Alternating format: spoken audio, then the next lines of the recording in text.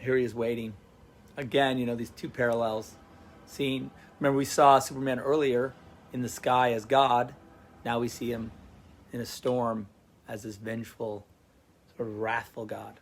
It's an interesting parallel. But that's the way Batman sees him. But in truth, Superman has come pleading for Batman to help him because he needs to, in reality, he needs to find his mother.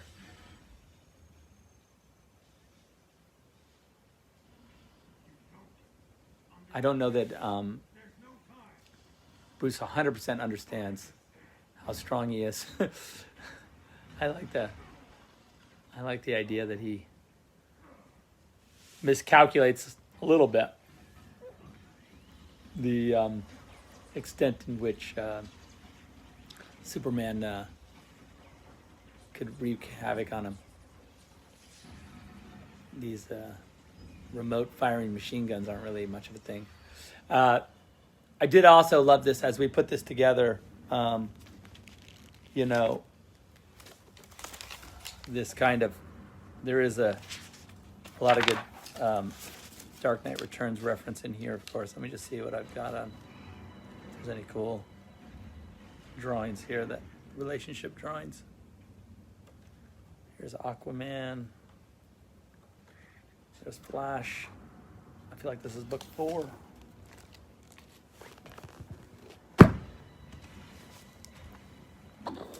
It's cool, all CG shot there.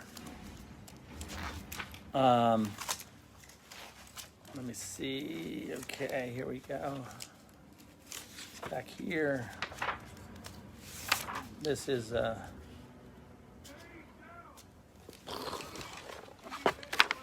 here's some of the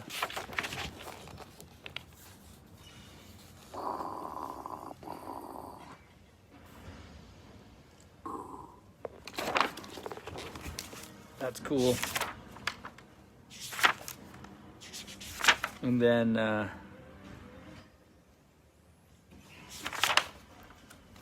this sequence here,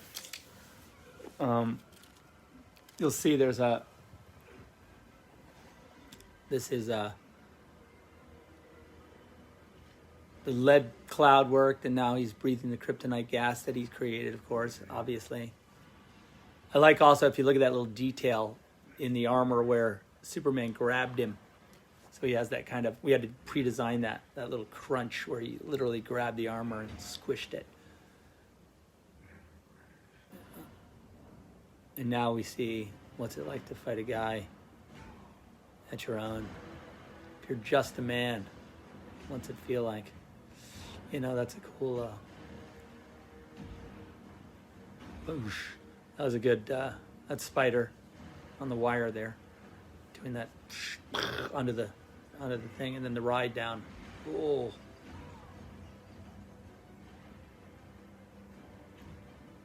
This was all, we had this big set that we built. It was actually two stories.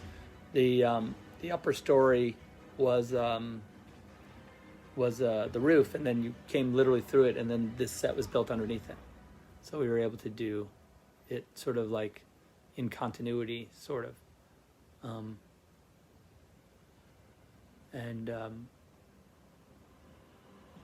How long does the kryptonite effects last? I don't know. We always felt like this hole in the wall looked like a shrimp. Or, see that? Or like a...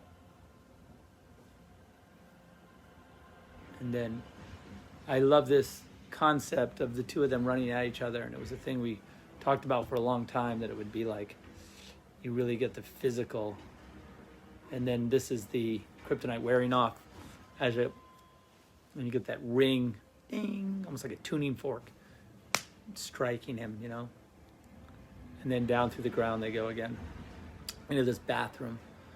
All this was based on kind of like architecturally on sort of the we had found this location that was kind of in this kind of rundown in Detroit, that was kind of in this rundown state, and we used a lot of it as reference. This cool old bathroom. I really like the idea that they were in that the fight ends up in this old bathroom, because, and that's I think that's me doing the opening the gun and in the close up there, and then he gets a shot in on the helmet, kind of breaks it, you know, which is also symbolic. Like I like this idea that that Batman's, you know, mask is being removed, you know, revealing his sort of true nature, you know, like he's literally not, his face is not hidden, you know, anymore. So it's like, this is really his true intent, you know.